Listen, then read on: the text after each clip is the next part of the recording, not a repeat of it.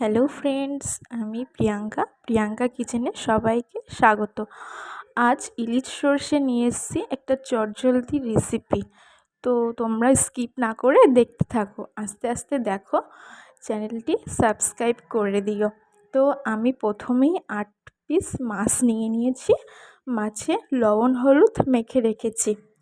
তো মেখে রাখার পরে আমি কালো সরিষা আর কাঁচা লঙ্কা নিয়েছি। তো কালো সরিষা 2 চা চামচ আর কাঁচা লঙ্কা অনেকগুলো নিয়েছি, তোমরা তোমাদের মতো নিতে পারো। তারপর কড়াইতে আমি তেল দিয়ে দিয়েছি। তেল গরম হলে একে একে একটু একটু করে মাছ সব দিয়ে দিচ্ছি। মাছ এপিট ওপিট ভেজে নিতে হবে, হালকা ভেজে নিয়ে সব মাছগুলো আস্তে আস্তে তুলে নিতে হবে। দেখতে হবে যাতে ইলিশ মাছ তো ভেঙে না যায়। তো আস্তে আস্তে আমি সব মাছগুলো তুলে নিচ্ছি। তুলে নেওয়ার পরে আমি যেটা করব, আমাদের সরিষা, কালো সরিষা আর লঙ্কাটা আমি পেস্ট করে নেব। তো কালো সরিষা আর লঙ্কাটা আমি মিক্সারে পেস্ট করছি।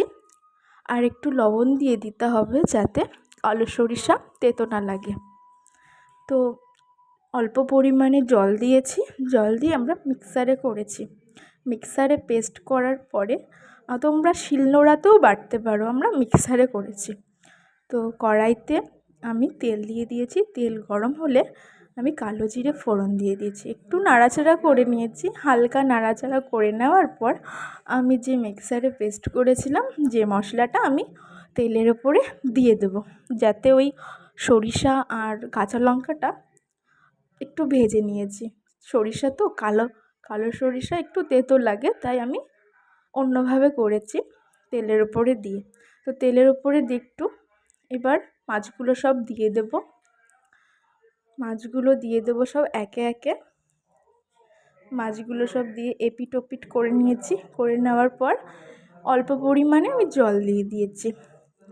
অল্প পরিমাণে জল দিয়ে একটু হালকা গরম হলেই আমি লবণ দিয়ে দিয়েছি স্বাদ মতো, আর পরিমাণ মতো আমি হলুদ দিয়ে দিয়েছি।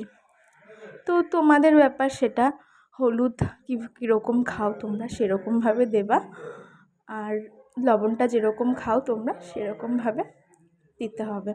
এবার আমি 3টে কাঁচা লঙ্কা চিড়ে রেখেছিলাম, সেই কাঁচা লঙ্কাগুলো আমি দিয়ে দেবো।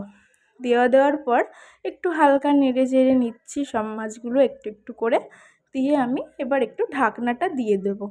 তো ঢাকনা দেওয়ার পরে হাই ফ্লেমে দেওয়া ছিল 5 মিনিট মতো, তারপরে আরও 5 মিনিট আমি লো ফ্লেমে দিয়েছি।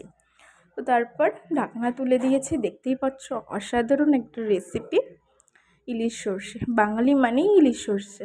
এবার ধনিয়া পাতাগুলো সব দিয়ে দিলাম, কুচিয়ে রেখেছিলাম। এবার কাঁচা সরিষার তেল আমি দিয়ে দেবো। সরিষার তেল দিলে দারুণ টেস্ট হয়, আর বাঙালি মানেই তো বুঝতেই পারছো তোমরা ইলিশ মাছের সর্ষে বাটা এবার তৈরি।